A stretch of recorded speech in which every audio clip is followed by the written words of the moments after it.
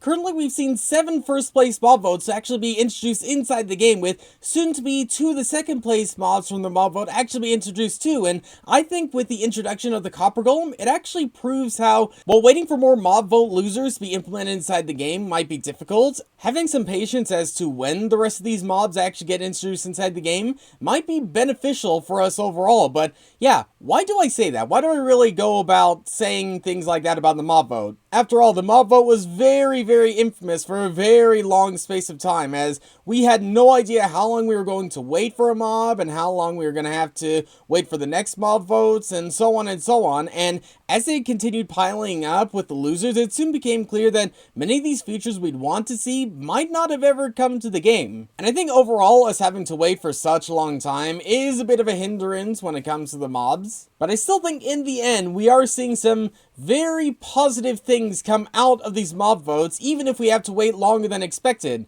Take, for instance, the 2020 mob votes with the goat. It was originally just going to be some mountains and some snowier snow with a goat inside of it, and then it turned into one of the largest changes to how the Minecraft world generates we have ever seen inside of an update. And despite us having to wait a year for this to actually come through, the fact is that that wait actually came through with something that's far better than we were originally anticipating. What about the 2 current second placers that's actually coming inside the game or is inside the game? The frogs were originally just going to be the frogs, chest boats, and some updates to the swamp, and then it turned into many new types of blocks, the frog spawn, and many other different types of things that came inside the game with the frog. And kind of a similar thing with the copper golem. We were originally just expecting some guy to just push a bunch of copper buttons and things like that, and then it turned into something that is far greater than we were ever anticipating. A brand new way on sorting items, a brand new way in having statues, and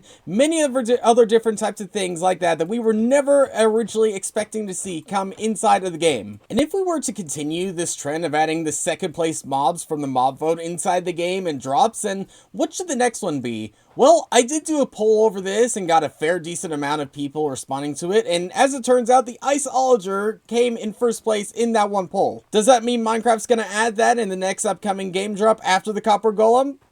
Probably not, but it does show that there is still plenty of interest on seeing these losing mob votes come inside the game, and I think with a little bit of longer time and with more brainstorming, we could be seeing plenty more features than we were ever anticipating for these mob vote losers. That doesn't mean I want to wait 36 years to see all of them, but that does mean I am willing to wait just a little bit longer to see these fully implemented in the best possible way. But yeah, let me know what you think of this down below, but for now, thanks for watching, and I'll see you all later.